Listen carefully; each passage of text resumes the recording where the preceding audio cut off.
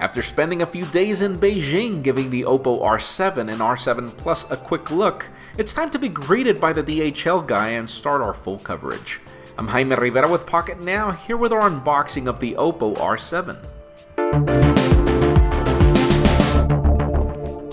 Before we begin, I'd like to start by giving a shout out to a new documentary called In Search of the Most Dangerous Town on the Internet, presented by Norton Security. I'll admit I've always been very naive about the consequences of being hacked until now. The film is about the most famous hackers in the world and what they can do. And it's really hard not to be struck by the fact that, hey, if it happened to the most protected people and government agencies in the world, it could happen to you and me.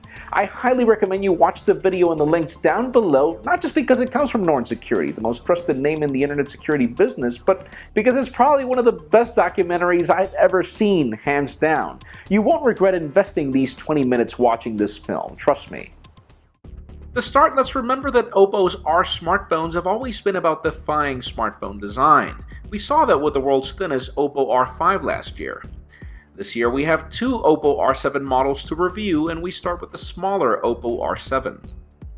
Tearing the DHL packaging open, we are greeted with a small rectangular box with a green pattern and Oppo's R7 drawn in the front center, something different to the famous square boxes that the company provides. Oppo is still famous by reminding us of the glory days of unboxing experiences, and there is no exception here. Moving the R7 to the side, we notice a SIM ejector tool, a transparent bumper, standard headphones, and Oppo's famous VOOC Rapid Charger, a product we continuously praise for charging a phone in 30 minutes or less, something that's truly hard to beat these days. You get two color options with the Oppo R7, silver and gold, and thankfully we're greeted by the more subtle silver design that I personally prefer.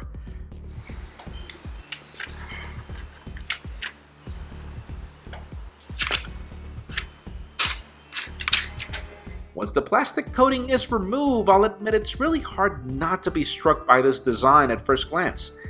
Surely last year's R5 was larger and thinner, but at a cost of compromising things like a 3.5mm headphone jack.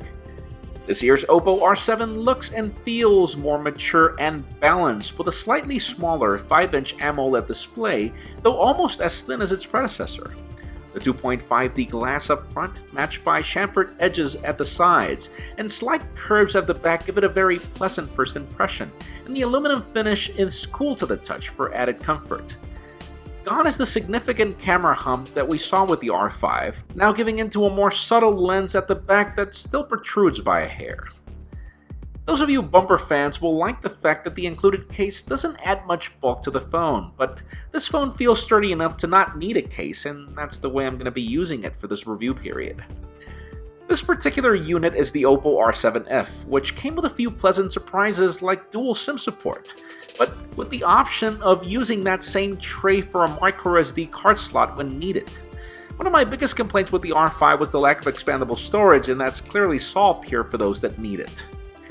The initial boot greets us with the usual Oppo logo and a new version of ColorOS, this time version 2.1, backed by Android 4.4.4 KitKat. Oppo spent a great deal of time telling us how much this new version of its proprietary OS has improved, and we've got a ton of coverage and even a full review coming very soon to confirm that. Make sure you don't miss any of it by following us on social media. You can also subscribe to our YouTube channel as well. You can follow me on Twitter, Jaime_Rivera.